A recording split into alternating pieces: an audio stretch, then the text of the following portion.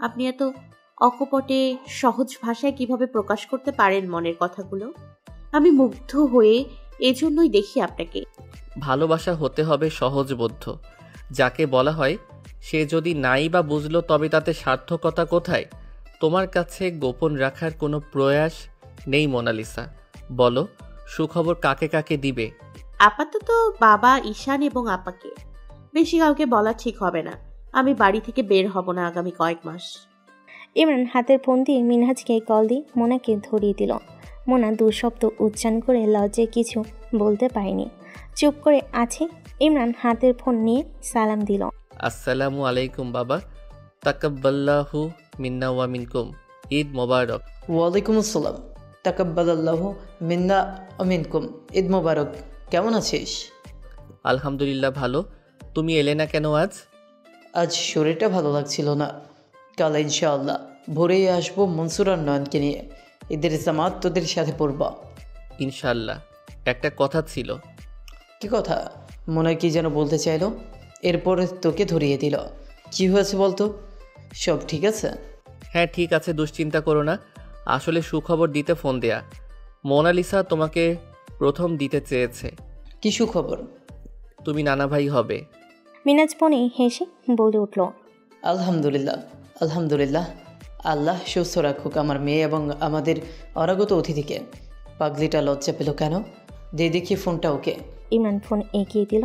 মোনা দ্বিধা কাটিয়ে বাবার সাথে গল্প করছে। ইন্টারকমে কল দিয়ে ইমরান বোন এবং ঈশানকে ডেকে নিল। খুশির খবর একসাথে দেওয়া হোক না হয়। রুম জুড়ে পায়চারি করছে, হাতে একটা চকলেট খেতে খেতে ভাবছে কি করা যায়। এক মুহূর্তে মনে কোণে অস্বাভাবিক ইচ্ছে উকি দিচ্ছে। বিয়ের আগে প্রেম করার স্বাদ ছিল শখের পুরুষের সাথে, তা পূর্ণ না হওয়াতেই আফসোসের সীমা নেই। বারান্দায় দাঁড়িয়ে গেটের কাছে থাকা নিরাপত্তা দেওয়ালের উচ্চতা মাপল। মনে মনে ভাবছি এখান থেকে লাফ দিলে পড়ে ব্যথা পাওয়ার সম্ভাবনা কতখানি। ক্যালকুলেশন করে রুমে ঢুকতে দরজার সাথে হাত লেগে আওয়াজ হলো। ইমরানের ঘুম বরাবরই লাজুক। আওয়াজ শুনে পাশ ফিরে দেখে স্ত্রী নেই। বেডসাইড ল্যাম্প জ্বালিয়ে দেখে মোনা দাঁড়িয়ে দাঁত দেখিয়ে হাসছে। ঘুমের ঘরে ভাবছে বউটার মাথা ঠিক আছে, উঠে দাঁড়িয়ে আছে কেন, এভাবে হাসছি কেন। চোখ কষলে চশমাখানা চোখে দিয়ে প্রশ্ন করলো, কি হয়েছে মোনালিসা, ঘুমাচ্ছ না? মোনা বরের পাশে এসে হাত ধরে বলে, ও ইমরান সাহেব, আমার প্রেম প্রেম পাচ্ছে, একটু প্রেম করি। ইমরানের মনে হলো ঘুমের ঘরে ভুল শুনেছে। টেবিলের বোতলে সিপি খুলে গ্লাসে পানি ঢেলে পান করে মোনার দিকে তাকালো। মোনার ডান গালে আলতোভাবে হাত ছোঁয়ালো। পুনরায় প্রশ্ন করলো, কি পাচ্ছে? প্রেম পাচ্ছে। ঘড়ির দিকে তাকিয়ে দেখতে পেল 3:30। স্ত্রীকে কাছে টেনে বলল, আদর লাগবে? তা তো লাগবেই, কিন্তু এখন প্রেম পাচ্ছে। যতখানি ঘুম ছিল চোখে পুরোটা ছুটে গিয়েছে। টানটান হয়ে বসে আদুরে গলায় বলল, প্রেম পাই কি করে সোনামণি? কি করতে হয় প্রেম পেলে? প্রেম করতে হয়। আমার কাছে আপাতত প্রেমের সংজ্ঞা হলো তোমাকে বুকে জড়িয়ে ঘুমানো। সকালে নামাজ আছে বউ সোনা। আমি পুচকুকে বলবো আপনি প্রেম করেননি। ইমরান কপালে হাত চাপড়ে ভাবছে আছে বিপদে পড়েছে। অসহায় গলায় বলল, আচ্ছা, কি করতে হবে এখন? চলুন বাইরে যাব। আজকে যেহেতু চাঁদ রাত, দোকানপাট অনেকগুলো খোলা। আমি আর আপনি দেয়াল টপকে রাস্তার ওপাশে যাব। এরপর কিছুক্ষণ হাত ধরে হাঁটবো, কিছু খোলা পেলে খাবো, সুখ দুঃখের আলাপ সেরে আবার চলে আসবো। চক্ষু চরগাছ ইমরানে কি বলবে বুঝতে পারছে না। সুখ দুঃখের আলাপ করতে রাস্তায় যেতে হবে কেন?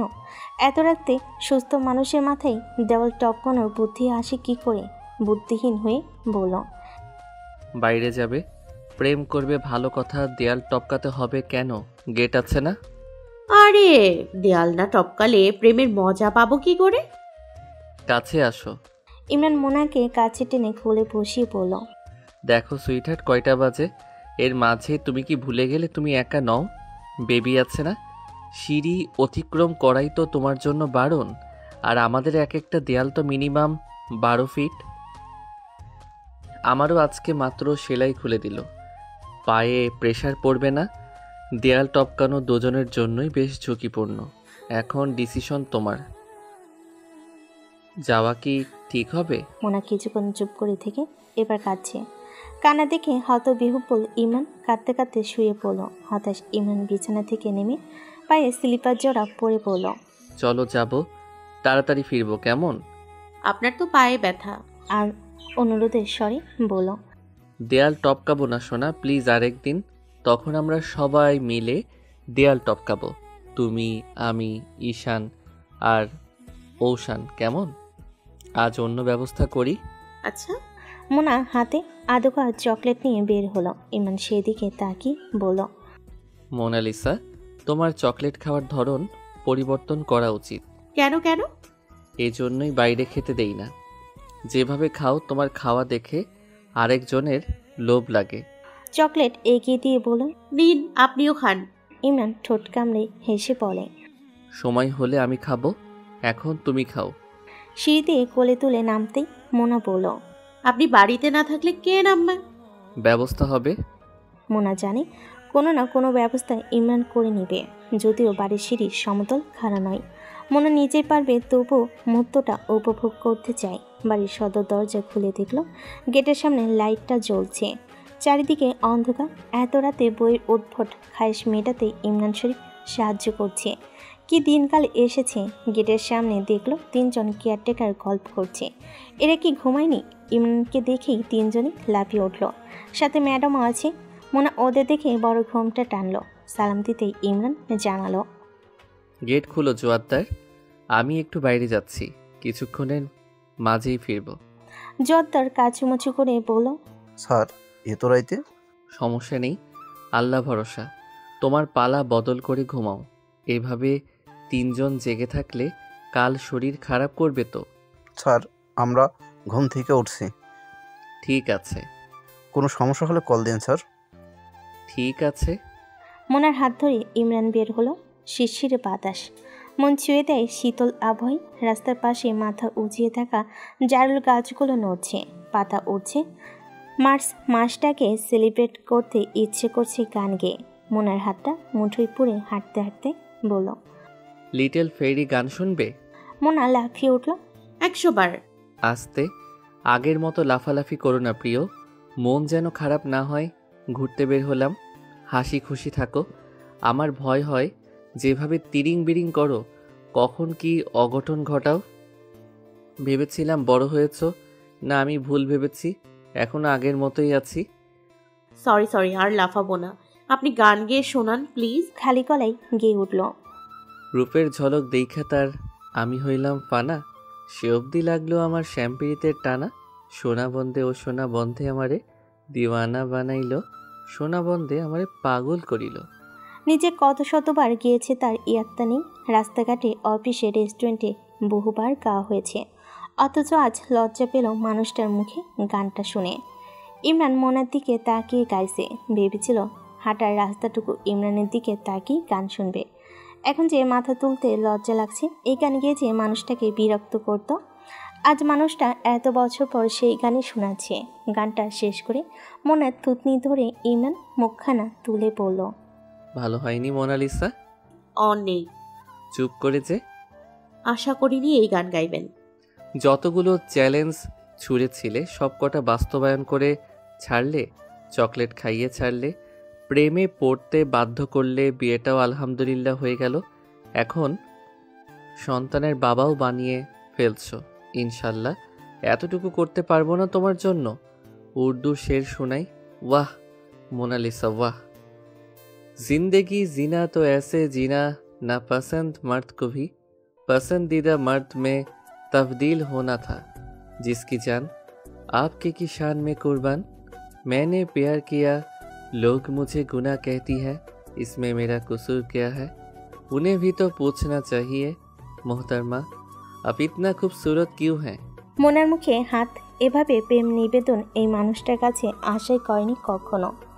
যখন তোলপাড় করে তখন কথা বলতে ভয় লাগে, অথচ মাঝে মাঝে মন খুলে সামনে রেখে দেয়। মনে হয় যেন একটা খোলা বই, যে পাতা পড়া যাবে নির্দ্বিধায়। মজা করছেন না তো? এভাবে আপনি কখনো কথা বলেন না। মোনা হাত দুটো শক্ত করে বলল, একদম না। যে কটা দিন বেঁচে আছি এই হাত দুটো যেন সব সময় আমার চলার পথে পাই, এইটুকুই তো চাওয়া আল্লাহর কাছে। আর হ্যাঁ, মজা নয়, এটাই আমি। বাতাসও যেন সায় দিচ্ছে কপত কপতির বৈধ প্রেমের। বাসায় ফিরতে ফিরতে ভোর দুজন ফজরের সালাত আদায় করে নিল। মোনাকে ঘুম পাড়িয়ে ঘণ্টাখানেক ইমরান নিজেও ঘুমিয়ে নিল। এর মাঝে ঈশান এসে দরজায় করানাতে ঘুম ছুটে গেল। ছেলে পুরোপুরি তৈরি, ঘড়িতে 7টা। ইমরান তড়িঘড়ি করে উঠে ফ্রেশ হয়ে চলে গেল।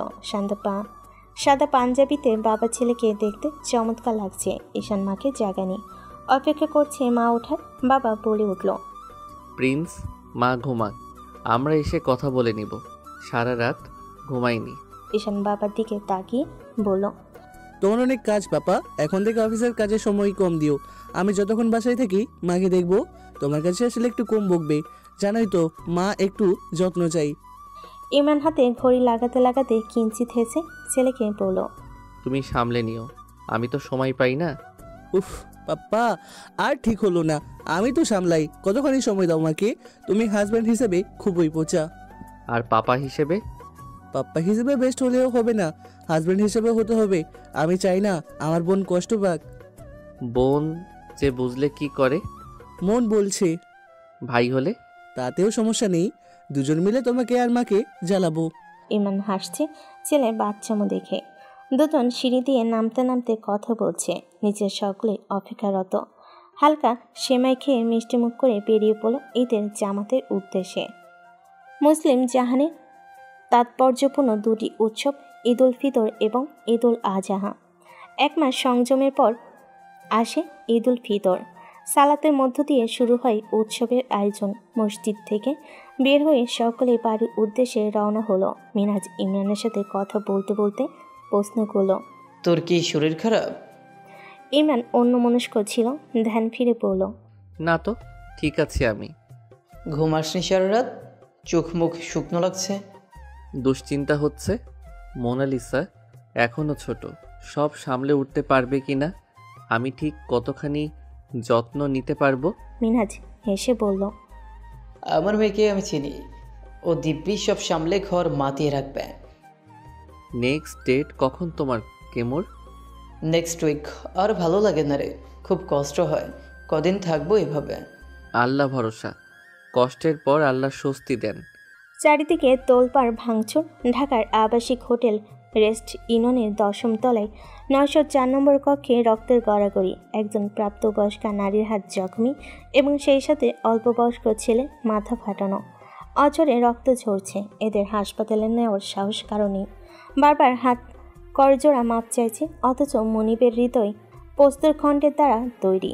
তন্ন করে খুঁজেও যখন নিজের বাচ্চা মেয়েটাকে পেল না, তখন স্বাভাবিক মস্তিষ্ক কাজ করা বন্ধ করে দিয়েছে হিংস্র জাদুকর ড্যানিয়েল ওরফে দস্তগীরের। হোটেলের সিসিটিভি ক্যামেরা চেক করে যা বুঝল, সিস্টার অ্যাডামেরি মেয়েকে নিয়ে লনে হাঁটছিল। এরপর তারা গেটের বাইরে গেল, ফিরল অ্যাডামেরি একা, সাথে মেয়ে নেই। অ্যাডামেরি এবং ড্রাইভার রড্রিগেজ এর ভাষ্যমতে মেয়ে রোজলিপকে চোখের সামনে দিয়ে উঠিয়ে নিয়ে গেছে কারা যেন। সেই অভিনব মুহূর্তেই কোনো প্রমাণ মিলল না ড্যানিয়েলের।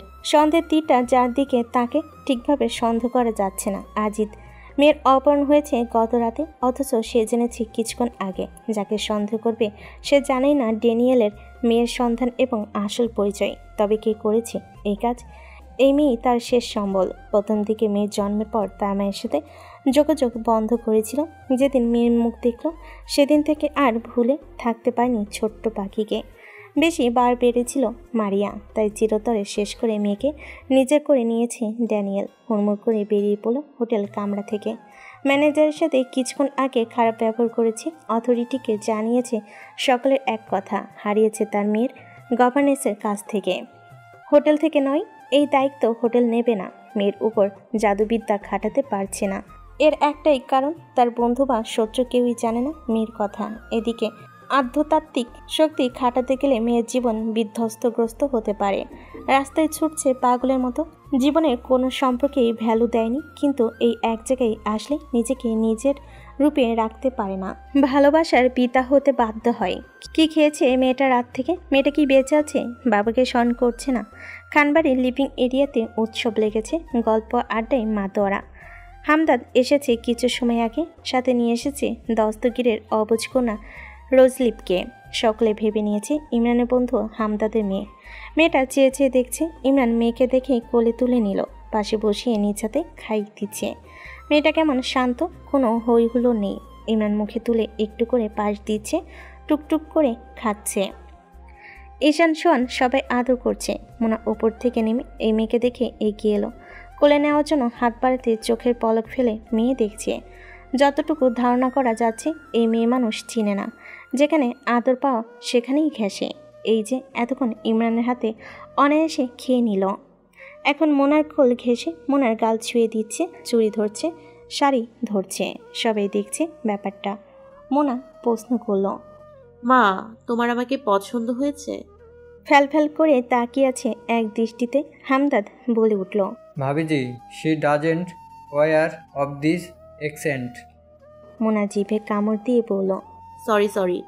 পুনরায় বলল। Do you like me sweetheart? এবার বোধহয় বাচ্চাটা বুঝলো, উপনিস মাথা ঝাঁকিয়ে সায় দিল। বিউটিফুল।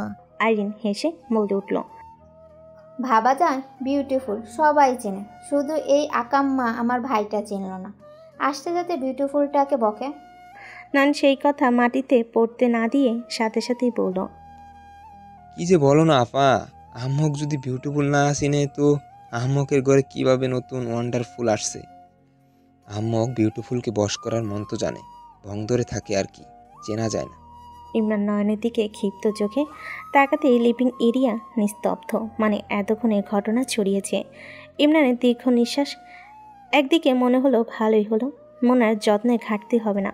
তবে নয়নের কথায় বিরক্ত হয়ে শান্ত স্বরে বলল, তোর এইজ প্রবাবলি আমার মতো, কথাবার্তা কেন এখনো টিনেজদের মতো, সেন্সলেস টাইপ, বিব্রতকর কথাবার্তা কম বলবি।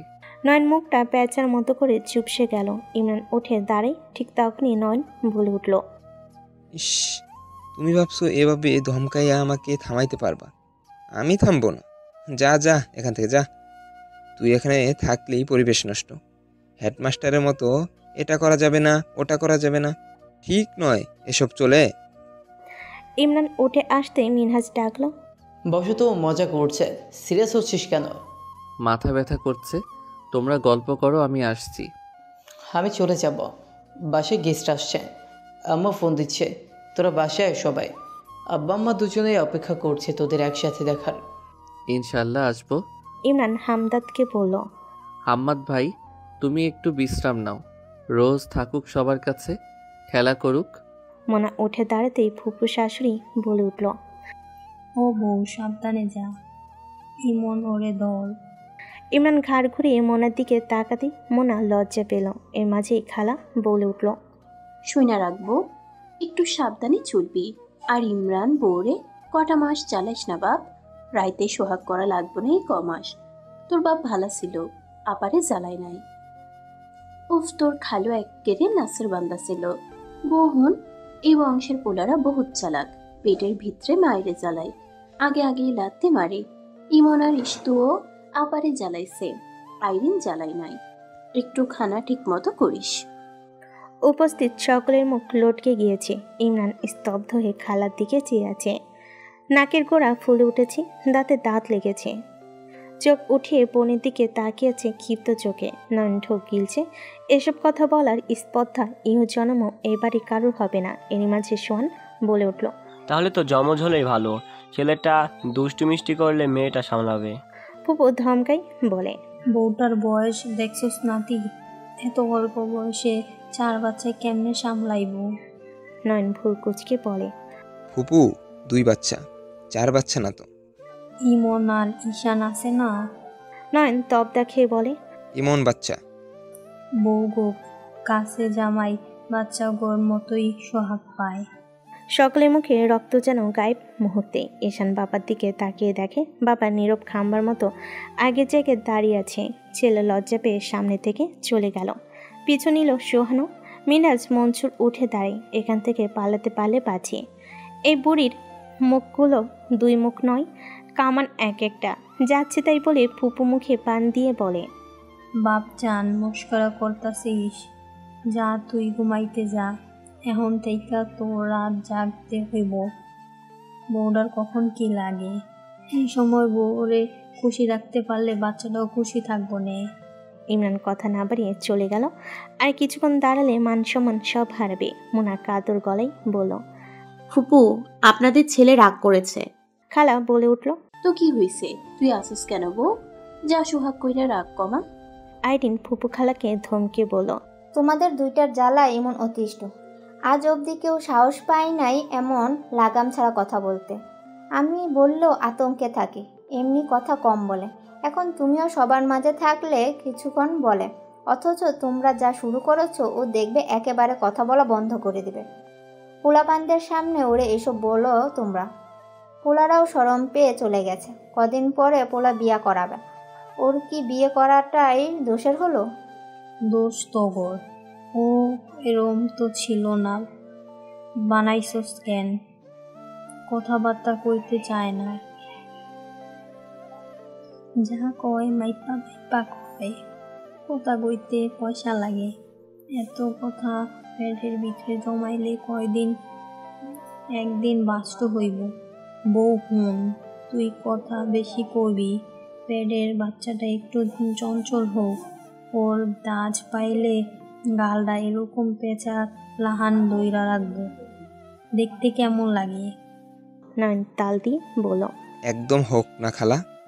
হামদাদকে পুরো বাড়ি ঘুরিয়ে ঘুরিয়ে দেখালো ইমরান। নিজের পরিকল্পনা সাজিয়ে নিল ইতিমধ্যে। রোজলিপ মোনার বিছানায় ঘুমিয়ে পড়েছে। মেয়েটার মুখে অন্যরকম মায়া। কিছুক্ষণের মাঝে সবার সাথে মিশে গিয়েছে। ওর অসুস্থতার কারণটা হয়তো অল্প বয়সে মা হারানোর ট্রমা থেকে বের হতে পারে। সব বাচ্চা তো একই রকম হয় না। ঈশানের ভাষ্যমতে রোজ খুবই উইক। মোনার রুমে এখন ঈশান, সোহান এবং মোনা তিনজন মিলে কিছু একটা পাকাচ্ছে। ঈশানের মাথায় ঘুরছে ড্যানিয়েলকে জব্দ করার ফন্দি। এদিকে সোহানের পরিকল্পনা আরও ভয়ঙ্কর। সোহান চাইছে ড্যানিয়েলকে পুরোপুরি শেষ করতে। মোনা এই দুই ভাইয়ের কথা শুনে গালে হাত দিয়ে বলে, আমার মাঝে মাঝে মনে হয় আমি কোনো আন্ডারওয়ার্ল্ডের মাফিয়া ডনের বউ, আর আমার দুইটা মাফিয়া প্রিন্স আছে। আমি এদের দলের কুইন। সোহান প্রতিবাদ করে বলল, আজ থেকে আপনার সদস্যপদ প্রত্যাহার করা হলো বড় মামি। এই অসুস্থ অবস্থায় এইসব নিয়ে ভাবার দরকার নেই। মোনা ধমকে বলল, দুজনেই চুপ থাকো, অনেক ভেবেছো। এসব ভাবার জন্য তোমাদের মামা বাবা আছে। নিজেদের ক্যারিয়ার নষ্ট করতে হবে না। মারামারি আমার একদম পছন্দ, মারামারি আমার পছন্দ না। সোহান বাবা নতুন প্রজেক্ট নিয়ে এগোচ্ছ, ওটা নিয়ে থাকো। আর ঈশান কলেজ শুরু হবে ঈদের পর। ইন্টার লাইফটা কিন্তু অনেক কঠিন। ঈশান মুখ লুটকিয়ে বলে, বাদ দাও তো মা, আবার পড়া, ওটা আমার এমনি হয়ে যাবে। ঈদের দিন এনজয় করো। অনেকটা মনের সাথে জোর খাটিয়ে এই বাড়িতে পা রেখেছে ইমরান। মোনা নিজেই প্রথমে আসতে চায়নি। মিনহাজ ইমরানকে ফোনে অনুরোধ করাতে সেই অনুরোধ অগ্রাহ্য করে মিনহাজকে অসম্মান করার মতো কাজ ইমরান করতে পারেনি। গাড়ি থেকে নেমে মোনা স্ট্যাচুর মতো দাঁড়িয়ে আছে। ঈশান এগিয়ে এসে বলল, মা চলো। ইমরান নিজেও থমকে আছে। মিনহাজ বারান্দা দিয়ে অতিথিদের দেখে ছুটে নেমে এলো মনসুর সহ। উপরে এসে চুপচাপ লিভিং রুমে বসেছে সকলে। দাদি, দাদা, চাচি সবাইকে পেয়ে মোনা আজ ভীষণ খুশি। ইমরান নীরবে সব দেখছে। তার আপ্যায়নে ত্রুটি রাখছে না বাড়ির মানুষজন। এমন সময় কলিং বেল বেজে উঠল। সালমা দরজা খুলতে দেখে মায়া দাঁড়িয়ে আছে। কেঁপে উঠল অন্তরাত্মা। মনে মনে ভাবল, আজই আসতে হলো। রাতে আসলেও তো পারত, তবু জায়গা থেকে সরে ভেতরে আসতে দিল। ব্যাগ নিয়ে ঢুকে লিভিং এরিয়াতে সকলে হাসি ঠাট্টা করতে দেখল। নজর পড়ল ইমরান এবং মোনাকে। মোনা একটা সন্দেশ খেতে খেতে বাবার সাথে গল্প করছিল বাবার পাশে বসে। মায়াকে দেখে দাঁড়িয়ে পড়ল, চুপচাপ ইমরানের পাশে গিয়ে বসল। এমন ঘটনায় মিনহাজ, নূরজান বেগম এবং মামুন সহ অবাক হলো। বাকিরা অবাক হয়নি। মায়া কথা না বলে চলে যাচ্ছে। পেছন থেকে সকলকে অবাক করে ইমরান ডেকে উঠল, মায়া। থমকে গেল ডাক শুনে। ঘাট ঘুরিয়ে সালাম দিল। ইমরান সালাম নিয়ে বলল, কোথায় যাচ্ছ? বসো। না মানে ভাইয়া আপনার কথা বললেন, আমি একটু ফ্রেশ হই। ইমরান একটু জোরে খানিকটা হেসে বলল, ভাইয়া। সালমা মুচকি হেসে বলে, মায়া এখনো আগের সম্পর্ক থেকে বের হতে পারিনি। মাথা নত মায়ের।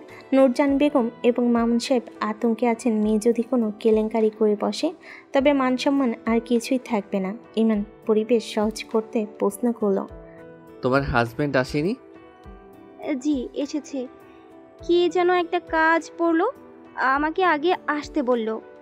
আচ্ছা, ফ্রেশ হয়ে বিশ্রাম নাও, আমরাও উঠব। অনেকক্ষণ হলো আসলাম, ভালোই হলো দেখা হয়ে গেল। ঈশান, মনসুর এবং সালমা অবাক হয়ে দেখছে। এত স্বাভাবিক ব্যবহার তো সেদিনের ঘটনার পর করার কথা নয়। মনে একটি শব্দ উচ্চারণ করেনি, কারণ মোনা জানে ঠান্ডা মাথায় সমস্যা সমাধানে ইমরানের জুড়ি মেলাত ভার। অনেক দিন পর ফুপুকে দেখে ইচ্ছে করছে ছুটে যেতে, সাহসে কুলাচ্ছে না। সহসা ইমরান নিজেই বলে দিল, মোনালিসা যাও, ফুপির থেকে দোয়া নিয়ে এসো। নতুন একটা স্টেজে পা দিতে যাচ্ছ, বড়দের দোয়া খুব দরকার। তোমার লাইফের খুব বড় অংশ জুড়ে তোমার ফুপি আছে। মোনা যেন এই জন্যই উপেক্ষা করছিল।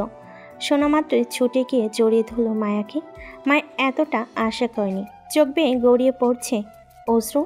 নূরজান বেগম আঁচলে চোখ মুছলেন। মিনহাজ হাসছে। বোনের মাঝে পরিবর্তনটা সে আসার পরই হয়েছে। মনসুর সব জানিয়েছে। ভাইয়ের অসুস্থতার কথা শুনে সেদিনই মায়ের মনে হয়েছিল জীবনটা খুব সংক্ষিপ্ত। ভাইও যদি মেয়েটা জীবন থেকে হারিয়ে যায় বাঁচবে কি করে। সারাদিন ভাইয়ের কাছে বসে কেঁদেছে। নিজের ভুল কতখানি বুঝতে পেরেছে মায়া। নিজেও বুঝতে পারছে না, তবে সে চাই ভাইজি সুখে থাকুক। এখন আর কোনো মোহ তাকে টানে না। বর মানুষটাও খারাপ না। দেখতে দেখতে বিয়ের 4 মাস তো চলে গেল। খানিকটা মানিয়ে নেওয়ার চেষ্টা করছে। মোনাকে জড়িয়ে ধরে বলল, মনিয়া, মা ভালো আছিস? কান্নার তোড়ে কথা আটকে আসছে মোনার। উপনিস মাথা ঝেঁকে বলল, তুমি? তোকে দেখে ভালো হয়ে গেলাম। কি স্টেজের কথা বললো ইমরান ভাই? মোনা ইমরানের দিকে তাকাতেই ইমরান চোখের পলক ঝাপটে ইশারা দিল। মোনা দু চোখ মুছে হেসে বলল, তুমি ফুপু দাদিয়া হবে। মামাসহ বাকিরাও অবাক। মিনহাজ হাসছে। দাদি এবং সালমার অজানা ছিল জেনে ছুটে গিয়ে এসে মোনাকে জড়িয়ে ধরল।